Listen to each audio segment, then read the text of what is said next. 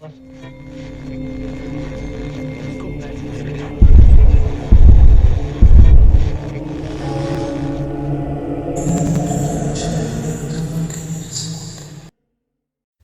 a todos y cada uno de ustedes.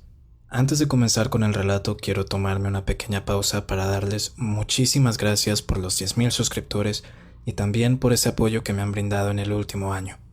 Espero que este año sigamos creciendo de la misma manera y de corazón, 10,000 gracias a todos ustedes.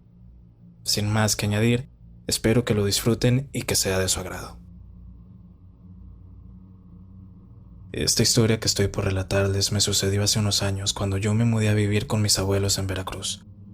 Yo nací aquí, y los primeros años los pasé en esta casa. Luego me mudé con mi mamá al DF hasta que decidí que quería un cambio de ambiente. Recuerdo que un día mis abuelos salieron de viaje a visitar unos familiares que vivían en Puebla, y debido a que yo tenía ciertos compromisos académicos, no pude acompañarlos. Y al principio pensé que sería divertido tener la casa para mí sola, pero nada más alejado de la realidad. Ellos salieron un viernes y volverían el domingo por la noche, y para el sábado en la tarde, a eso de las 6 o 7, hubo un apagón en todo el barrio producto de una falla eléctrica.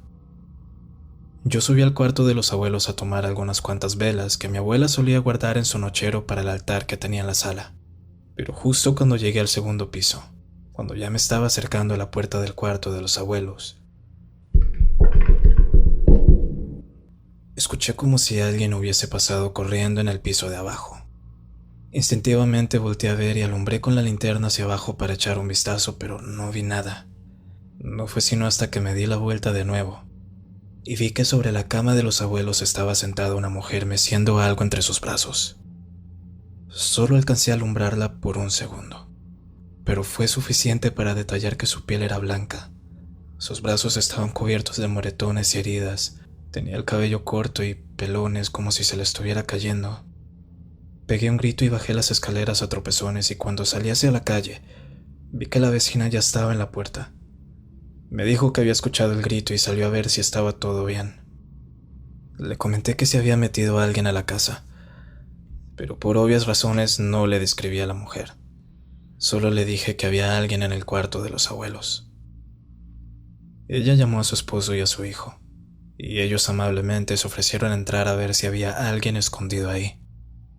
Después de unos 10 minutos bajaron visiblemente preocupados. Me preguntaron que si estaba bien, que si no me había hecho alguna herida, a lo que yo respondí que no, que estaba ilesa, que esa mujer no me había puesto un dedo encima. Es más, ni siquiera me atreví a acercármele. Al momento en el que la vi pegué el grito y salí corriendo. Acto seguido me pidieron que subiera con ellos, y es que resulta que las sábanas de la cama de los abuelos estaban manchadas, y el cuarto entero tenía un olor penetrante a humo. Y no solamente eso, olía más que todo a carne quemada. Los vecinos me ofrecieron quedarme con ellos al menos hasta que volviera la luz, y me insistieron que llamara a la policía. Pero díganme ustedes cómo podría describirles a ellos lo que había visto. El caso es que por lo que quedó de la noche me quedé con ellos. Yo salí al patio a fumarme un cigarrillo y justo en ese entonces salió Jesús. Él era el hijo de los vecinos y llegó a hacerme plática. Estuvimos charlando un buen rato hasta que tocamos el tema. La mujer que viste era una señora pálida de cabello corto, ¿verdad?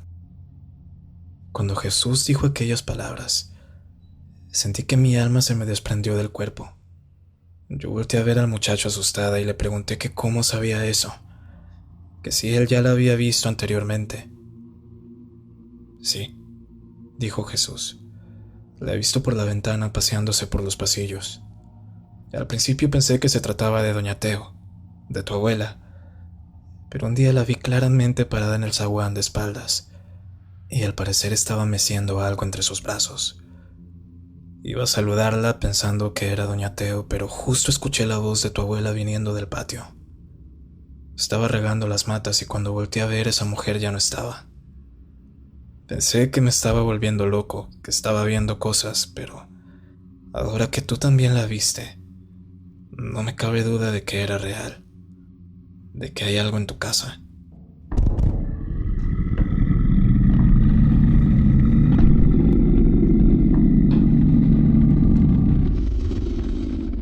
Jesús no terminó de decir esa frase antes de que escucháramos eso. Volteamos a ver el patio de la abuela. Pero antes de que pudiéramos correr, la luz llegó de nuevo y para sorpresa nuestra en el patio no había nadie. Los papás de Jesús me preguntaron que si estaba segura de querer volver a casa. Al menos por esa noche me podría quedar con ellos, que no habría ningún problema. Pero la verdad no quería incomodar, y tampoco quería dar pie para que se volviera costumbre tenerle miedo a vivir en mi propia casa. Jesús, por otra parte, me dijo que se quedaría despierto, que estaría en la ventana de su cuarto por si veía algo raro y que me avisaría cualquier cosa. Yo simplemente le agradecí y me fui. Cuando entré a la casa el ambiente se sentía pesado, como si alguien me tomara de los hombros y me pusiera tanta presión como fuera humanamente posible. Es difícil de explicar el ambiente que había en ese momento, cómo se sentía el aire, de ese olor tan asqueroso que había quedado impregnado en cada rincón de la casa. Esa noche no dormí. De hecho, dejé todas las luces encendidas y me quedé abajo en la sala con el televisor prendido, hasta que salió el sol. A la mañana siguiente Jesús pasó a ver cómo seguía, si necesitaba algo, y la verdad es que su presencia me hizo sentir mucho más tranquila. Le dije que no al principio, pero luego recordé que las sábanas de la cama de la abuela estaban manchadas con eso, que tenía que lavarlas y limpiar el cuarto y organizar todo, hacer todo lo posible al menos para que saliera ese olor de la casa. No quería subir allá, al menos no sola. Así que le pregunté a Jesús que si podía acompañarme arriba al menos a limpiar el desastre, y él accedió. Cuando entramos al cuarto de mis abuelos, todo estaba hecho un caos. La cama la habían dado vuelta, las paredes estaban manchadas de esa cosa negra, y las fotos de los abuelos estaban tiradas por todo el piso. Pero lo que más me llamó la atención era una huella que había quedado en el espejo del armario. Pertenecía a una mano de dedos inhumanamente largos. No les miento, aquella mano era incluso el doble de grande que la mano de Jesús, y Jesús era un muchacho bastante alto, bastante grande y corpulento. Jesús fue quien me ayudó a recoger y a poner todo en su lugar. De las sábanas al final me tocó tirarlas. Las lavé unas 4 veces y aún así tenían ese olor impregnado. Cuando llegaron los abuelos no les comenté nada de lo sucedido, solo del apagón, mas no de aquella cosa que había visto. Después de todo yo traté de seguir mi vida con normalidad, pero siempre se me venía a la mente la imagen de aquella mujer. Y aunque no había visto su rostro, siempre soñaba con ella. Y en cada sueño se veía más espeluznante. Mi imaginación la dibujaba de diferentes formas, pero al final del día solo eran sueños, ¿verdad? Y lo que no es real no puede herirte. Sin embargo, podía sentirla. Cada vez que me despertaba podía sentirla ahí en el cuarto conmigo como si estuviera al lado mío. Unos días después, mientras estábamos haciendo la limpieza, mi abuela me llamó casi a los gritos. Me asusté a creer que le había sucedido algo, pues no sería la primera vez que tenía un accidente, y a su edad tan avanzada, una caída podía ser fatal. En fin, el caso es que llegué a su cuarto y estaba de cuclillas con un brazo apoyado sobre la cama y el otro en su pecho. Corrí hacia ella pensando que le estaba dando un ataque, y aunque por poco pudo ser el caso, la realidad era otra. Mi abuela estaba limpiando la habitación. Iba a pasar del paño al espejo del armario, cuando le llamó la atención una huella de una mano enorme. La misma que habíamos visto Jesús y yo unas noches atrás. Cuando se acercó un poco para verla mejor, mi abuela dijo que detrás de ella estaba parada una señora, una mujer de cabello corto y canizo, y aunque el solo hecho de verla detrás suyo ya era motivo suficiente para pegar el grito, lo que más la aterró fue su rostro, desfigurado por unas quemaduras y de ojos lechosos. Fue en ese momento que pegó el grito y cayó al retroceder, pero al alzar su mirada de vuelta hacia donde estaba parada aquella mujer no había nadie. Aquel cuarto seguía teniendo ese olor a humo. Yo me acerqué al espejo y ahí seguía la huella. Me vi en la obligación de contarle la verdad.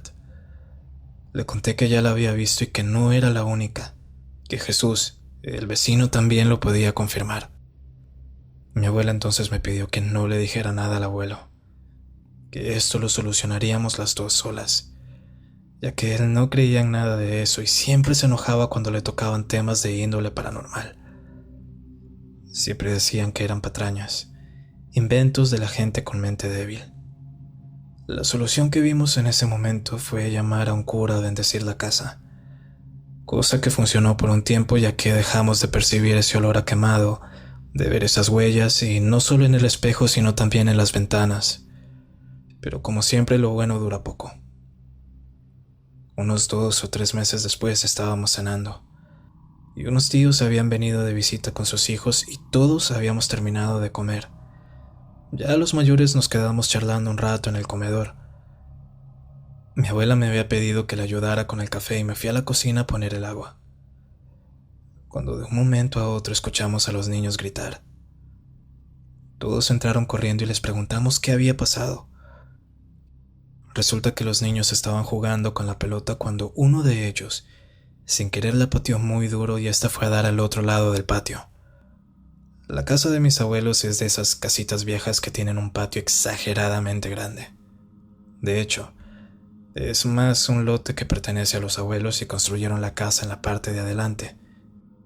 Hacia la parte de atrás había una pequeña casa que nunca se terminó y terminaron usando como cobertizo. Julián, el niño que había pateado el balón, fue a buscarlo. Todos vieron cómo el balón había caído detrás de un carro viejo que había en el patio. Cuando Julián se acercó, vio que la pelota no estaba por ninguna parte. Se agachó para ver si ésta se había atorado debajo de uno de los carros, pero nada. Fue ahí que notó que la pelota estaba un poco más allá del cobertizo. Julián se acercó para agarrarla, cuando vio que una mano enorme salió de detrás del muro y la jaló. Cuando Julián alzó la vista, vio que detrás de la casona salió una mujer. Una señora vieja con el rostro desfigurado que le sonreía. ¿La quieres? Ven. No fue sino hasta que él gritó, que los demás niños fueron a ver qué le había sucedido. Cuando llegaron hasta donde estaba Julián, lo primero que vieron fue esa cosa acercándose a él. Apenas ahí el pobre Julián reaccionó al escuchar los gritos de los demás y salieron corriendo. Sobra decir que solo mi abuela y yo les creímos. Los demás no estaban asustados. Más bien estaban preocupados de que alguien malintencionado se hubiera metido a la casa, pero mi abuela y yo sabíamos perfectamente que ese no era el caso. Mis tíos salieron al patio a buscar a la susodicha, pero no había ni rastro de un alma. Aunque cuando uno de mis tíos fue hasta el cobertizo, encontró el balón, como si alguien hubiese tomado un cuchillo para destrozarlo. De ahí en adelante era más común verla y sentirla, aunque siempre por el rabillo del ojo, nunca con claridad. Mis pesadillas con esta mujer, con esta bruja, empezaron a ser cada vez más recurrentes, cada vez más aterradoras. La veía en medio de un campo, de un terreno baldío, y la escuchaba siempre recitando las mismas palabras. Palabras que en ese momento no entendía, pero que se me quedaron grabadas de tantas veces que las escuché en mis sueños. Algún día lo dejarás solo, y ese día vendré por él, y luego por ti. Algún día, zorra. Algún día. Todo siguió su curso hasta que un día doña Piedad, una amiga de mi abuela, vino a visitarnos. No fue sino que entrar a la casa y lo primero que dijo fue: «Aquí hay algo muy malo, Teo. Hay algo muy malo en tu casa». Doña Piedad era conocida por ser medium. No hacía sesiones, ni mucho menos, pero sí se había corrido el rumor de que ella tenía un don especial para ver lo que otros no. Supongo que tal vez por eso mi abuela decidió invitarla a la casa. No le había comentado nada de lo sucedido. Absolutamente nada. «Hay alguien arriba en tu cuarto», le dijo Piedad a mi abuela de repente. «¿Cómo crees? Aquí solo estamos las tres». Son dos, dijo doña Piedad. Una mujer anciana de pelo corto y carga con algo en brazos. ¿Un niño?, le pregunté yo. Aquella era la respuesta más obvia teniendo en cuenta que las veces que la vi y la vez que también Jesús la vio, estaba meciendo algo entre sus brazos. Pero la respuesta que Piedad nos dio no solamente no era la que esperábamos, sino que también nos hizo sentir miedo. Mucho, mucho miedo. No es un niño. De hecho, lo que sea que cargue esa mujer en brazos, no es humano y nunca lo fue. Yo no les puedo recomendar nada. Solo que salgan de aquí. Que salgan de esta casa. En serio, no hay limpia ni bendición que los proteja de esta. Está de más decir que a pesar de la advertencia de Piedad, mis abuelos y en especial mi abuela no iban a dejar su casita. Aquí crecieron sus hijos, sus nietos. Así que antes de mudarse, mi abuela dijo que era mejor que yo me devolviera al DF con mi madre. Al principio me puse mucho a la idea.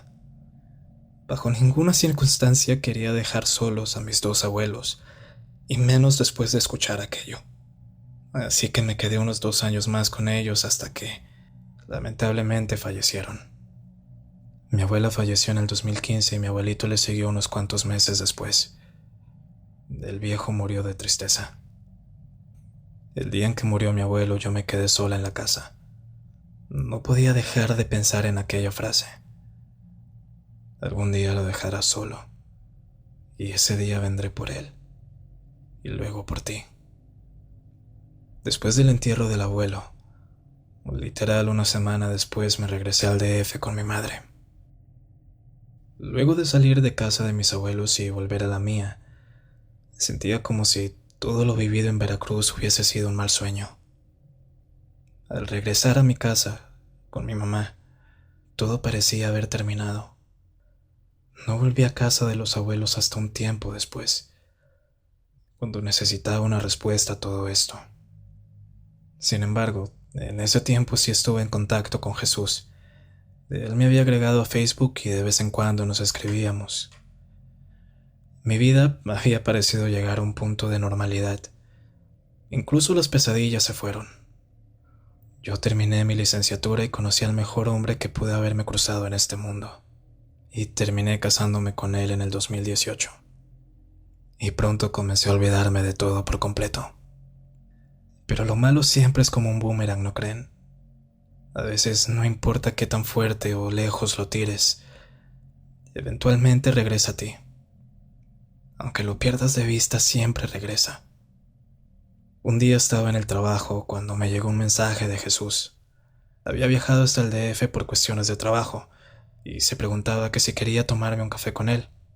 Yo con gusto acepté, ya que llevaba tiempo sin vernos, y quedamos de encontrarnos ese mismo fin de semana. Estaba tan feliz de verlo, aunque al mismo tiempo su presencia me recordaba un poco a todo lo sucedido. Pero eso también me hizo recordar que él fue una víctima más al igual que yo. Luego de un tiempo de estar charlando, no me pude contener y le tuve que preguntar acerca de eso. Acerca de aquella mujer, que si todavía estaba ahí rondando la casa. Jesús suspiró aliviado que no, que de hecho él también se había olvidado por completo del tema, y al igual que yo, él hizo su vida. Consiguió novio y se mudó a Puebla con él. Sin embargo, Jesús dijo algo en tono de broma, y algo que tenía cierta verdad detrás. Cuando tú te fuiste se dejaron de ver y escuchar cosas en la casa de tu abuela. Es casi como si lo hubieses llevado contigo. Es casi como si lo hubieses llevado contigo. Es casi como si lo hubieses llevado contigo. Cuando llegué a mi departamento vi que mi esposo estaba en el pasillo, sentado afuera de la puerta esperándome, y apenas me vio me abrazó. Estaba helado. Estaba blanco como un papel. Cuando le pregunté qué había sucedido, me dijo que iba a sonar como algo loco, pero que juraba que no estaba mintiendo. Él había llegado de trabajar y después de ducharse se acostó a dormir. Sabía que yo llegaría tarde, así que no se molestó en esperarme. Ya estaba dormido cuando sintió que alguien se le acostó al lado. Él pensó que era yo, así que se dio la vuelta para abrazarme. Pero dijo que al hacerlo, mi piel se sentía diferente al tacto. Era tosca, fría, y parecía como si estuviera cubierta en cicatrices. De repente le llegó un olor asqueroso a quemado y a putrefacción. Fue ahí que abrió los ojos y se encontró con esa cosa a escasos centímetros de su cara. Aquella bruja de rostro quemado. Entramos al apartamento y lo primero que hicimos fue prender las luces, y todo estaba regado por todo el sitio.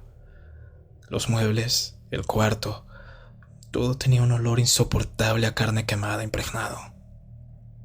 Cuando entramos a nuestra habitación, la mitad de la cama estaba manchada, como si alguien se hubiese acostado ahí. Ni siquiera me inmuté en intentar lavar aquello. Todo, incluyendo los cojines y las almohadas, las terminamos tirando a la basura. Decir que mi esposo estaba aterrado es de hecho muy poco. En mi vida había visto a alguien temblar de esa manera. Esa fue la primera vez que le comenté a alguien de aquella bruja, de ese demonio que una vez nos atormentó en casa de mi abuela. Le conté todo con la esperanza de que le ofreciera al menos una especie de alivio al saber que no estaba solo. Que no lo había imaginado, pero lejos de reconfortarlo, aquello pareció espantarlo aún más. Nos quedamos un rato en silencio en la cocina. ¿Qué hacemos ahora?, me preguntó él. Quería decirle que todo iba a estar bien, pero no podía mentirle. Así que solo lo abracé. Y luego recogimos todo. Esa noche las pesadillas volvieron. Otra vez después de tanto tiempo la volví a ver en aquel terreno baldío, repitiéndome la misma frase de siempre. Y así fue por varios días. Pero esta vez no era únicamente yo. Mi esposo también la soñó en varias ocasiones. A él se le aparecía como una niña pidiendo ayuda, y cuando él se le acercaba, ella se transformaba en anciana y le mordía el rostro. En cada sueño, ella parecía volverse más y más grande. La situación en nuestro hogar empezó a ir de mal en peor, hasta el punto que empezamos a recibir quejas de los vecinos porque cuando no estábamos en casa, al parecer esta cosa empezaba a golpear los muros, y el olor a quemado ya no se sentía únicamente en nuestro departamento, sino también en el pasillo, y poco a poco comenzó a envolver el piso entero. Llegado a un punto de desesperación en el que ya no aguantábamos más, mi esposo decidió que nos mudáramos con mi cuñado. Él estaba más que feliz de recibirnos cuando recién llegamos. Incluso mi esposo le contó el motivo. Alberto es una persona muy devota, muy creyente. Y así como cree en Dios, cree también en el mal. Fue por recomendación de él que fuimos a dar con una bruja blanca. Era una señora que también practicaba la santería. Yo fui muy escéptica al principio, dada mi experiencia previa con Doña Piedad, y de hecho fui muy abierta con ella al respecto, a lo que me respondió que Doña Piedad había hecho bien en no involucrarse. Con lo que ustedes están lidiando no es un muerto cualquiera, o una bruja de a peso. No es un ente de bajo astral común y corriente. Es algo que oscila entre el purgatorio y el infierno. Un demonio que no los piensa soltar. Y por más limpias, por más fe que tengan, por más veces que recen, eso siempre va a encontrar la forma de volver. No sé a quién hayan ofendido. Yo solo les puedo decir que no los puedo ayudar más allá de alivianarles un poco la carga, de ayudarles a que esos ataques no sean tan pesados. Pero de hoy en adelante, hasta el día en que exhalen su último aliento, van a estar en una constante guerra con eso. Yo le comenté acerca de nuestros sueños también, de cómo antes era solamente yo la que soñaba con la bruja, pero ahora mi esposo también. Lo que me dijo la doña es que esa frase que siempre repetía en mis sueños una y otra vez era un indicio de que me quería sola, vulnerable. Me quería completamente acorralada, y una vez en ese estado y conforme se acrecentaba mi miedo, ella se alimentaba más y más. Lo importante es que permanezcan juntos. No se abandonen el uno al otro. Si ustedes hacen eso, quedarán incluso más vulnerables. ¿Entendidos?, dijo la doña, y acto seguido nos dio unos amuletos a cada uno. Una cruz bendita con la inscripción de San Benito. Nos empacó varias hierbas y otros artilugios. Después de salir de la casa de la doña nos sentimos un poco más livianos, y puede que haya sido su gestión. Igual sabíamos que aquello a lo que nos enfrentábamos siempre seguiría con nosotros y que no podríamos deshacerlo por completo. Así que para evitar involucrar a más personas, al mes ya habíamos conseguido una pequeña casa que rentar. Y ahí pasamos nuestros últimos días juntos. Yo en más de una ocasión le reiteré que no era obligación estar conmigo, que se fuera, que hiciera su vida lejos de mí. Y es que me sentía tan enojada conmigo misma por haber traído ese mal a la vida de alguien que no lo merecía. Sin embargo, él siempre se quedó a mi lado, hasta hace 1 año y medio. Esa noche él recibió una llamada de su mamá. Cuando le pregunté que si estaba todo en orden, él tenía una expresión preocupada. Le dije que lo acompañaría, pero dijo que no hacía falta, que solamente iría a verla a asegurarse que todo estuviera bien y que regresaría en la mañana. Me dio un beso. Me dijo te amo. Esa fue la última vez que lo vi con vida. Me despertaron en la madrugada al teléfono. Mi esposo se había accidentado y había perdido la vida al poco tiempo de llegar los paramédicos. Duró un tiempo agonizando y lo reconocieron por los documentos, ya que el rostro había quedado hecho trizas en el impacto. Su mano iba sosteniendo la cruz que nos habían obsequiado. Yo sé perfectamente que, contrario a los reportes, aquello no fue ningún accidente normal. Y es que cuando estaba conversando con su madre durante el entierro, ella me dijo que en ningún momento le marcó. Y tenía razón. Yo vi su teléfono y no había ningún registro de llamada. Esa bruja se lo llevó, tal y como en su sueño lo guió a una trampa. Y nada me va a convencer de lo contrario. Pasé 2 meses sumida en una depresión profunda de la que por poco no salgo con vida. No fue sino hasta que uno de mis tíos me vino a ver que me convenció de que volviera a Veracruz, a empezar de nuevo, que él me ayudaría a conseguir un trabajo y que me podía quedar en la casa de la abuela. Después de todo, era más casa mía que de nadie más. Ya no tenía nada más que perder. A donde fuese, aquella mujer me iba a seguir, así que acepté la oferta de mi tío. No solamente por eso, sino que también tenía algo más en mente. Como les dije antes, necesitaba respuestas. Una vez en casa de los abuelos, empecé a buscar pistas como loca. No dormía, no comía, a veces pasaba días sin bañarme.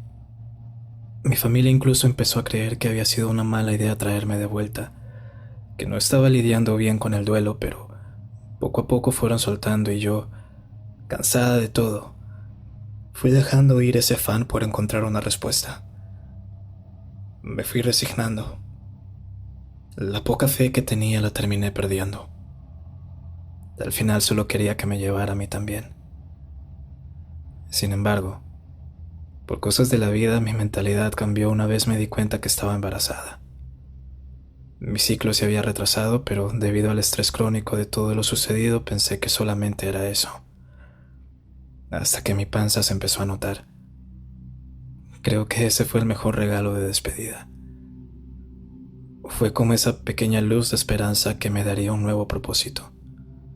Así que reuní fuerzas de donde no las tenía y traté de seguir adelante por él, por mi hijo. Antes de que naciera quería arreglar todo, prepararle un buen espacio para que no le faltara nada. Así que me tomé el cuarto de los abuelos, que era el más grande, y ahí puse la cuna. También puse mi cama para tenerlo más vigilado. Jesús estaba súper feliz por mí e incluso fue él quien me ayudó a organizar todo cuando vino de visita donde sus padres. Y mientras organizábamos todo, empezamos a vaciar el armario viejo de los abuelos para poder moverlo y hacer espacio para la cuna del niño. Las cosas de los viejos estaban intactas. Desde que habían muerto nadie se atrevió a botarlas. El caso es que encontramos una vieja caja de madera de esas donde se solía guardar botellas de licor, y estaba repleta de álbumes, de fotos sueltas. Y ahí Jesús y yo nos sentamos a chismosear todas las fotos. Habían muchas fotos de mis tíos, de mi mamá cuando era niña. Incluso habían fotos de mis bisabuelos quienes aún vivían cuando yo estaba pequeña. Hubo una foto en particular que hizo que clavara mi mirada en ella. En la foto se veía a mi mamá junto a mis bisabuelos y a mí el día de mi bautizo, de unas cuantas semanas de nacida. Estábamos en la parroquia a la salida y detrás del portón de madera se veía claramente una figura familiar, de aquel demonio que siempre estaba en mis pesadillas. Estaba vestida como una señora normal. Cuando le pasé la foto a Jesús, él se asustó al igual que yo. Seguimos buscando desesperadamente entre las fotos para ver si la veíamos en más, y efectivamente, aparecían unas cuantas. Pero una de esas fotos fue de lejos la más aterradora de todas. La fotografía no estaba en buen estado. De hecho, parecía incluso más vieja y gastada de lo que en realidad era. Tenía un parche como si lo hubiesen tratado de quemar. Yo ya estaba grandecita. Tenía unos 6 años más o menos, y me habían tomado la foto parada en el zaguán de la casa.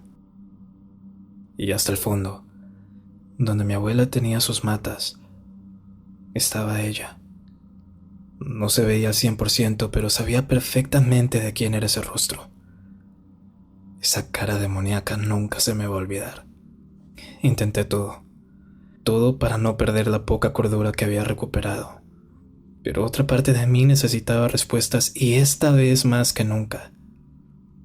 Le pregunté a mis tíos si ellos sabían algo de esa mujer, pero ninguno supo decirme nada.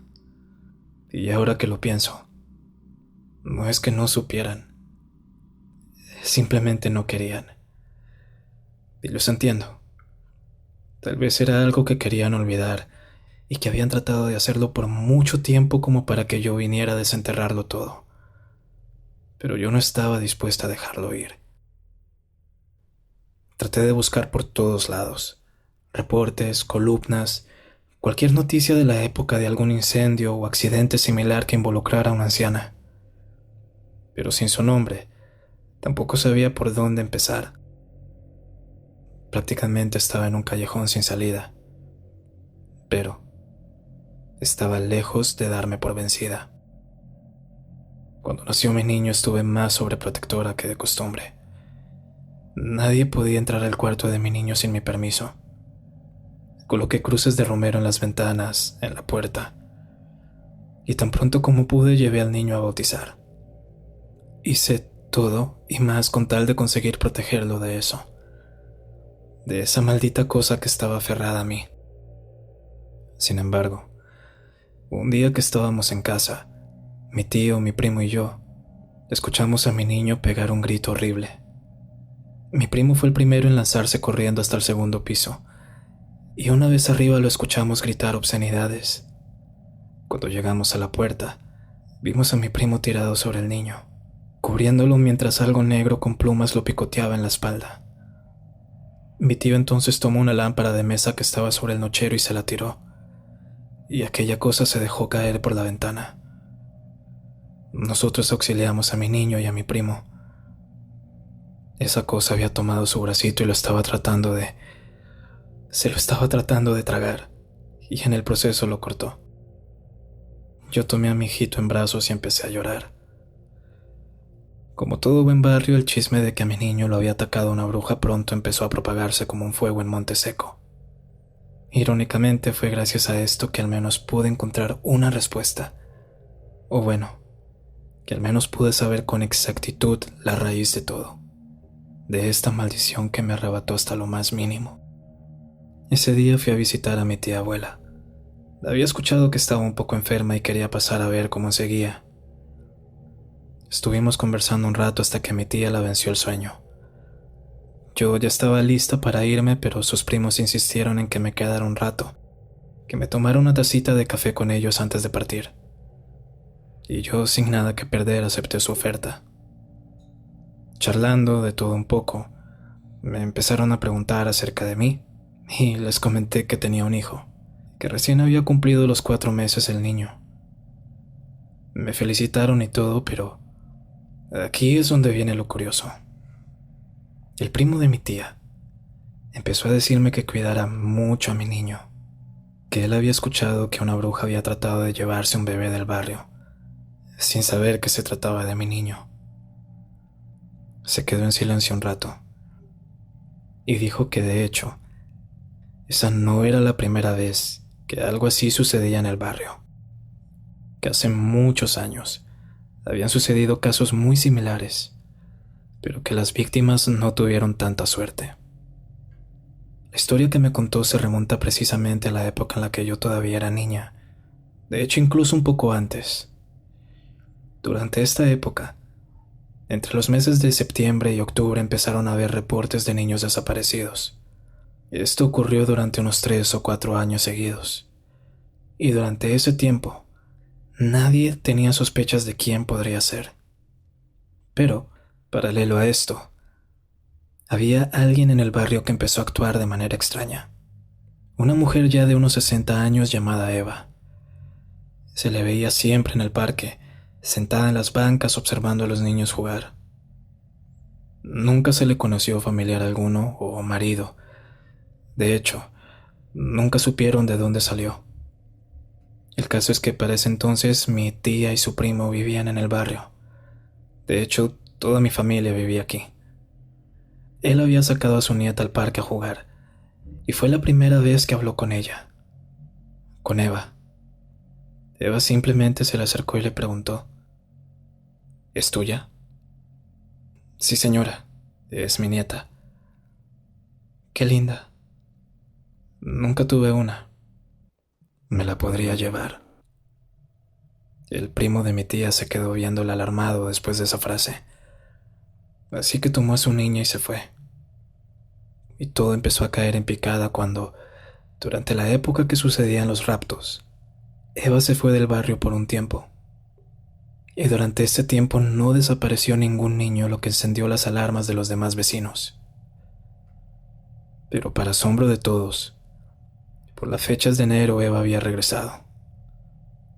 Pero no regresó sola. La señora esa de 60 años había regresado embarazada. Los rumores no se hicieron esperar. Ya habían demasiadas cosas raras y sospechosas acerca de ella. La gente en un principio trató de convivir con esta mujer, antes de que todo esto sucediera. Incluso la invitaban a las fiestas y las reuniones como para no excluirla, más que todo por lástima. Pero ahora ya todos empezaban a temerle. Y se empezó a decir que ese niño que esperaba a Eva era del mismísimo diablo, y que todos los niños que habían desaparecido habían sido una ofrenda. Todo eso fueron obviamente especulaciones, hasta que Eva cometió un error. Un día desapareció una niña, una sobrina nieta de mi abuelo. Debido a que no fue durante la temporada en la que normalmente sucedían las desapariciones, la gente dudó si se trataba de Eva o no. Pero todo se confirmó cuando a las semanas la niña fue encontrada. Sus restos estaban en el terreno baldío detrás de la casa de Eva. Un perro callejero la había desenterrado mientras hurgaba en la basura. La familia de mi abuelo entró a la fuerza a la casa de Eva.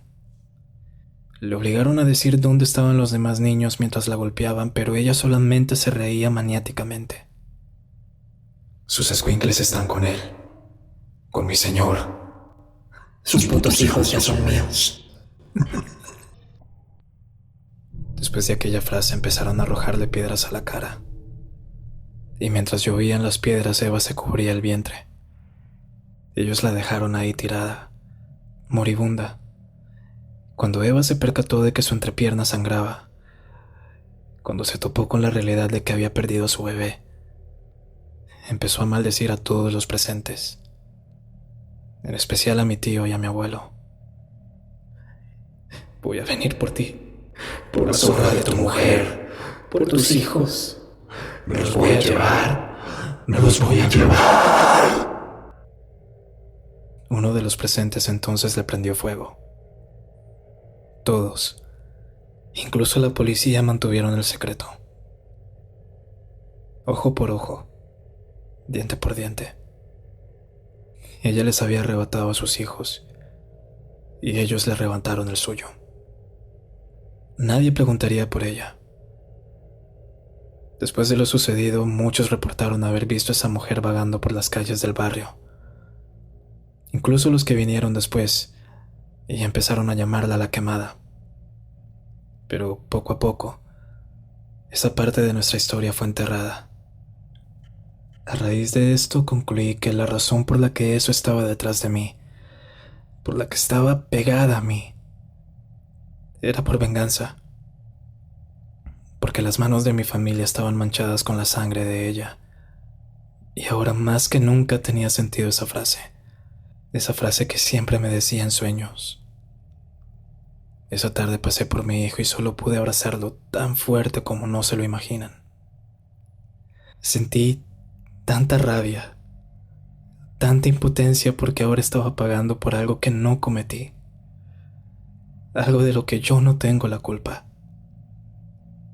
Y tengo miedo, demasiado miedo de no saber hasta cuándo seguirá todo esto. Miedo porque no hay una manera aparente de detenerla. Solo me queda esperar. Solo me queda protegerme a mí y a mi hijo como pueda. Aún al día de hoy la sigo viendo. Sigue acechándome y cada vez se alimenta más de mi miedo, de mi desesperación. Espero algún día poder encontrar una solución a esto. Y solo le pido a Dios, si es que existe, que cuide a mi hijo, si es que algún día no puedo hacerlo más. Si es que algún día viene por mí. Si has llegado hasta aquí, muchísimas gracias por acompañarme. Sin más que añadir, los dejo en compañía de la noche y de todo lo que en ella se oculta. Mi nombre es Victoria, y que la noche los bendiga.